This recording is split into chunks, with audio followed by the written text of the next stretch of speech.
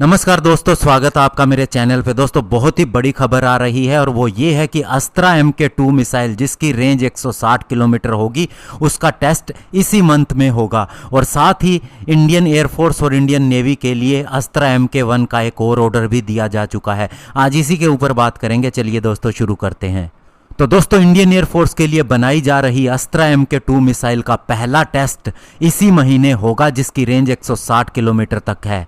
और साथ ही दोस्तों इंडियन डिफेंस मिनिस्ट्री ने अस्त्रा MK1 beyond visual range missile का एक और ऑर्डर दिया है जिसकी कॉस्ट 2,970 करोड़ रुपए बताई जा रही है। और ये अस्त्रा MK1 मिसाइल केवल इंडियन एयरफोर्स के लिए नहीं बल्कि इंडियन नेवी के लिए भी होगी और इसे प्रोक्योर किया जाएगा भारत डायनामिक लिमिटेड से। और इससे पहले दोस्तों इंडियन एयरफोर्स हमेशा से ही रशियन मिसाइल्स जिसमें R-73 और R-77 है और साथ ही फ्रेंच मिसाइल जिसमें माइका और Meteor air to air missile है, इन्हीं पर निर्भर रहती आई है।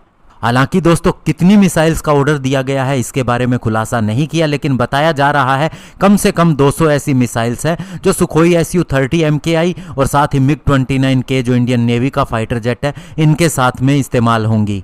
और फ्यूचर के अंदर इसे तेजस MK1 फाइटर जेट के अंदर भी इंटीग्रेट किया जाएगा। और इसकी रेंज की बात करें तो ये दोस्तों 110 किलोमीटर तक है और इसकी मैक्सिमम स्पीड 4.5 मैक है यानी 5500 किलोमीटर पर आवर। और दोस्तों रियल गेम चेंजर तब होगा जब अस्त्रा MK2 इंडियन एयरफोर्स की इन्वेंट्री के अंदर आएगी, क्योंकि दोस्तों इसकी रेंज 160 किलोमीटर होने की वजह से हमें पाकिस्तान के ऊपर एक बहुत बड़ा एज मिलेगा। और DRDO इसे डेवलप कर रही है ड्यूल पल्स रॉकेट मोटर के साथ में, क्योंकि दोस्तों कारगिल युद्ध के समय जो 1999 में हुआ हमें पाकिस्तान के ऊपर एज हासिल था, लेकिन 2010 के अंदर पाकिस्तान के पास लॉन्ग रेंज वाली अमेरिकन AMRAAM मिसाइल थी जिसकी वजह से पाकिस्तान को एज मिलता था।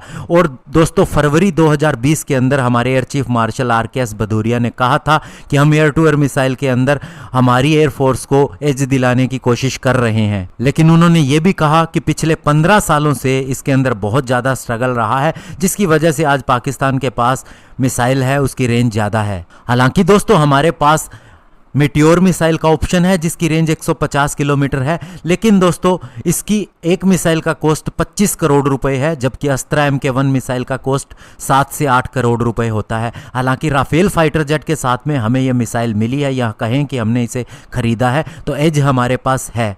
और अगर हम दूसरे फाइटर जेट के साथ मिटियोर को इंटीग्रेट करने की बात करें तो हमें MBDA ने कहा है जो इस मिसाइल को बनाती है कि रशियन Su-30 MKI और मिराज 2000 फाइटर जेट के साथ में ये सूटेबल नहीं है, क्योंकि उनके रडार जो हैं वो डिफरेंट है और वो इसकी कैपेबिलिटी के साथ जस्टिस नहीं कर सकते। वहीं तेजस एयरक्राफ्ट की बात करें तो MBDA ने कहा था कि अगर इसके साथ में इस मिसाइल को इंटीग्रेट करना है तो आपको लोकली बनाए ऐसे रडार लगाना होगा, इसराइली रडार के साथ ये नहीं इस्तेमाल की जा सकती। ऐसे में तेजस के साथ में MBDA की मिटियोर मिसाइल आ सकती है, लेकिन दोस्तों अस्त्रा MK2 आने के बाद हमें किसी और मिसाइल की ज़रूरत नहीं रह जाएगी। और इसी महीने इसके अगर टेस्ट होते हैं तो देखना होगा कि ये टेस्ट कैसे रहते हैं। धन्यवाद, जय हिंद।